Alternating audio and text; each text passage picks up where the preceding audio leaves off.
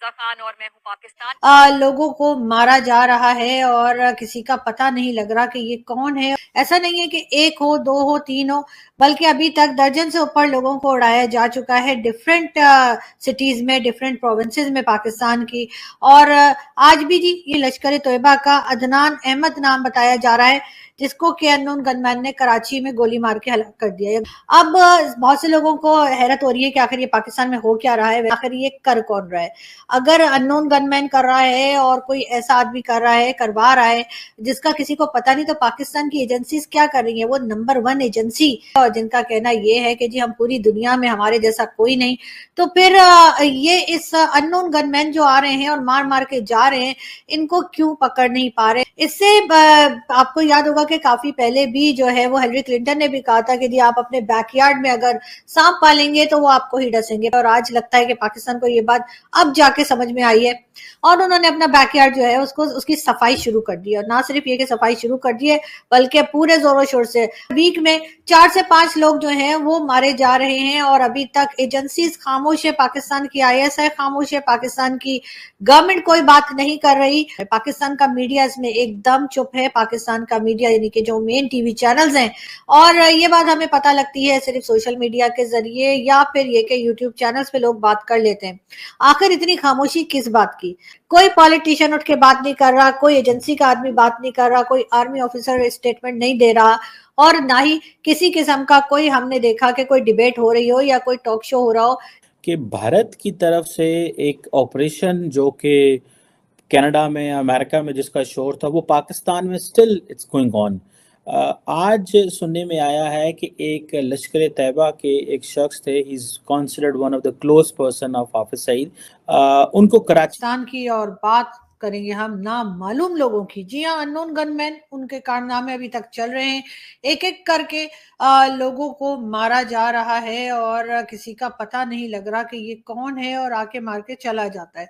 ऐसा नहीं है कि एक हो, दो हो, तीन हो, बल्कि अभी तक दर्जन से ऊपर लोगों को उड़ाया जा चुका है डिफरेंट सिटीज में, डिफरेंट प्रोविंसेस में पाकिस्तान की। और आज भी जी ये पिक्चर मैं आपको दिखा रही हूँ, इसका ये भी लश्कर तोयबा का अदनान अहमद नाम बताया जा रहा है, जिसको के अननोन गनमैन ने कराची में गोली मार के हलाक कर दिया या गोली मार के मार दिया उसको। अब बहुत से लोगों को हैरत हो रही है कि आखिर ये पाकिस्तान में हो क्या रहा है। वैसे तो ये बड़ा अच्छा काम है जो हो रहा है और बहुत पहले हो जाना चाहिए था, लेकिन आखिर ये कर कौन रहा है? अगर अननोन गनमैन कर रहा है और कोई ऐसा आदमी कर रहा है, करवा रहा है, जिसका किसी को पता नहीं, तो पाकिस्तान की एजेंसीज क्या कर रही है? वो नंबर वन एजेंसी जो कि हर वक्त हाई अलर्ट पे रहती है और जिनका कहना ये है कि जी हम पूरी दुनिया में हमारे जैसा कोई नहीं। तो फिर ये इस अननोन गनमैन जो आ रहे हैं और मार मार के जा रहे हैं, इनको क्यों पकड़ नहीं पा रहे? इनको क्यों आइडेंटिफाई नहीं किया जा सक रहा, या ये नहीं पता लग रहा कि आखिर ये कौन लोग हैं? इससे आपको याद होगा कि काफी पहले भी जो है वो हिलरी क्लिंटन ने भी कहा था कि जी आप अपने हेलो दोस्तों पाकिस्तान का एक आतंकवादी था जिसका नाम था अहमद अदनाम, जो मतलब जिसके पीछे इंडिया की आर्मी पीछे पड़ी थी, क्योंकि उसने मतलब सीआरपी पे हमला किया था 2016 में, जिसमें अपने 8 जवान शहीद हुए थे और 22 जने घायल हुए थे। और फिर 2015 में बीएसएफ पे भी हमला किया था जिसमें 2 जवान शहीद हुए थे। उसको किसी पाकिस्तान में मतलब किसी बंदूकधारी ने उसको गोली ठोक के मार दिया। तो ये हमारे देश के लिए बहुत खुशी की बात है और एक अच्छी बात है कि ऐसे आतंकवादियों का खात्मा पाकिस्तान में हो रहा है, वो उन्हीं की आतंकवादियों का खात्मा उन्हीं के देश में हो रहा है। बाकी देखते हैं पाकिस्तान मीडिया के इस बारे में और क्या रिएक्शन है। बड़ी खबरें हैं इस वक्त। एक खबर तो ये है कि भारत की तरफ से एक ऑपरेशन जो कि कनाडा में या अमेरिका में जिसका शोर था, वो पाकिस्तान में स्टिल इट्स गोइंग ऑन। आज सुनने में आया है कि एक लश्कर तैयबा के एक शख्स थे, he is considered one of the close person of Hafiz Saeed, Adnan Ahmed उनका नाम है। उनको कराची में जो है वो मार दिया गया है। This is what it has been reported by many people. Anyhow, ये कहा जाता है कि इसका नाम हंजला अदनान था। मास्टरमाइंड कहते हैं इसको इंडियन मीडिया वाले, कि 2016 का जो अटैक हुआ था सीआरपीएफ के कन्वॉय में, ये कैसे हो सकता है कि without presence of Indian apparatus in Pakistan, how is it possible? ये मुमकिन ही नहीं है. So it means कि वो apparatus जो अमेरिका में या कनाडा में हमने जिसका शोर सुना पूरी दुनिया में, वो पाकिस्तान के अंदर भी मौजूद है और वो apparatus अपना काम कर रहा है. They are not worried, they are doing it the way they want it. दूसरी जो एक इम्पॉर्टेंट डेवलपमेंट है विच आई रियली वांट कि आपसे शेयर की जाए, उस पर भी बहस करते हैं, वो है कि लोकसभा के अंदर जम्मू एंड कश्मीर के हवाले से बिल आए हैं for reservation and reorganisation. BJP के अमित शाह साहब जो हैं वो ये 2 बिल लेके आए हैं, Jammu and Kashmir reservation amendment bill 2023, जिसमें कहा जाता है कि रिजर्वेशन रखी जाएगी गवर्नमेंट पे बना. अगर हम आइन को भी नहीं मानेंगे ना और उसको फॉलो नहीं करेंगे ना तो हम कभी तरक्की नहीं कर सकते. हिंदुस्तान तो सेकुलर है, हम तो चले इस्लामिक स्टेट है, हमारे इस्लामिक कंट्री है, इंडिया सेकुलर है, वो आज दुनिया की 5वीं बड़ी मुल्क आपको वही बताया ना कि वो जो है वो इसी वजह से है कि वो अपनी डेमोक्रेटिक वैल्यू को पूरा कर रहे हैं. उनके वजीर आजम को तो आप जानती हैं, क्या आप जानती हैं कि उनका जो चीफ आर्मी स्टाफ है वो कौन है, वो कितनी दफा सामने आता है, उसे नहीं पता. उससे वो बुलाता है तो वो आता है, मतलब मोदी बुलाता है. यहाँ तो अगर हमने बाहर का दौरा भी करवाना होता है तो हमारे यहाँ आर्मी चीफ साहब जाते हैं. उनका तो जब हम उनको ऐड करेंगे इस मामलात में, जब हम उनको ऐड करेंगे किसी किस्म की डेमोक्रेटिक वैल्यू में, तो फिर हमारा बेड़ा गर्क होना ही होना है. वो इसीलिए तरक्की कर रहे हैं कि उनका टेन्योर भी पूरा होता है और उनके जो दूसरे लोग हैं, चाहे वो अदलिया हो, चाहे वो क्या फौज हो, वो बीच में ऐड अपना काम नहीं करती. यहाँ पर पुलिस को खराब कहा जाता है. ये पुलिस भी इसीलिए खराब है क्योंकि इसके अंदर जो है ना वो सियासी इन्वॉल्वमेंट है. अगर पुलिस को इस चीज से हटा दिया जाए तो पुलिस बहुत तरक्की कर. आखिरी एक सवाल, क्या हमारे बच्चे हिंदुस्तान के बच्चों का मुकाबला कर सकते हैं जिस तरह से वो डे बाय डे इनोवेशन लेके आ रहे हैं? और यूरोप के अंदर भाई उनका नाम हो गया है, यूरोपियन कहते हैं कि आओ हमारे मुल्क में आके तुम CEO बन जाओ, तुम यहाँ पे PM बन जाओ, यहाँ के प्रेसिडेंट बन जाओ, और हमारे यहाँ से जाना चाहें तो बैन लगा देते हैं. जरूर बन सकते हैं. हमें अगर कुरान दिया गया है ना तो हमें शऊर दिया गया है. अगर हमने कुरान को पढ़ना है ना तो ऐसा नहीं है कि अगर हमने एक सजदा करना है ना तो उस सजदे के बिना पर हमारा दिमाग अल्लाह ताला ने खोलना है. हम उनसे कई गुना आगे हैं लेकिन हमें आगे दिया नहीं जाना, मतलब आगे जाने नहीं दिया जा रहा.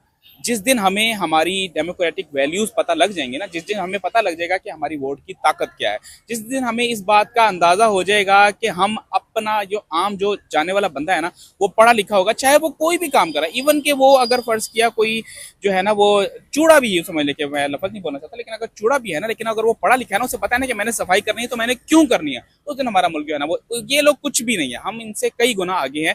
आप ये देखें कि वो लोग हमसे यूँ समझ लें कि आबादी के लिहाज से भी बहुत आगे हैं, लेकिन फिर भी हमारे इस एटम, क्यों? क्योंकि एटम हम की पढ़ाई की वजह से, हमारी वो नॉलेज, हमारी कुर्बानियों की वजह से हमारी पढ़ाई, अगर हम वहां पर भी जो है ना पढ़ाई वाला मामला ना करते और हमारी फौज इतनी वो ना होती, मतलब काबिल ना होती, तो हमारा भी उनसे कोई लिंक नहीं था. वो लोग हमसे डरते इसी वजह से क्योंकि एक मुसलमान समझता है कि मैंने मरने के बाद जो है ना वो जन्नत में जाना है, लेकिन एक हिंदू समझता है कि मैंने मरने के बाद मेरा पता नहीं कुछ सिस्टम है या नहीं है. इसलिए हम उनसे बहुत आगे हैं लेकिन हमें पता नहीं है कि हम हैं क्या. यूँ समझ लें कि मैंने कहावत पढ़ी थी कि एक हाथी जो बच्चा होता है ना, तो उसकी जो है ना यूँ समझ लें कि पैर को ना जंजीर से बांध दिया जाता है. वो छोटा होता है ना, वो बड़ा कोशिश करता है उसको हटाने की, लेकिन वो उससे जो है ना वो नहीं हटता. लेकिन जब वो बड़ा हो जाता है ना, उसे नहीं पता कि अगर अब भी वो झटका मारेगा ना तो वो पूरी दीवार ही खींच लेगा. लेकिन हमें नहीं पता कि हम किसके साथ बंधे हुए, लेकिन हम बंधे हुए हैं. बिल्कुल सही सर, बहुत अच्छा लगा, thank you so much. Education में तो अभी बहुत पीछे हैं पाकिस्तान वाले. अच्छा, क्यों? पढ़ाई नहीं है. देखें हालात कुछ ऐसे हैं, कुछ महंगाई इतनी है, कोई चंद लोग हैं जो पढ़ते हैं. There are people who are insiders who are telling them. कई दफ़ा ग्रुप्स के अंदर लड़ाइयाँ हो जाती हैं, so they share the information for sake of money. America में भी देखें, रॉ ने जो किया है वो उन्होंने पैसा लगाया और उन्होंने कहा जी $1 लाख ले लो, पुन्नू फारा कर दो. इंडियन जो डीप स्टेट है, दे आर वर्किंग. ठीक है यार, पैसे लगाओ, 1, 2, 4 लाख, $10 लाख ले लो, कोई ज्यादा रकम तो नहीं है.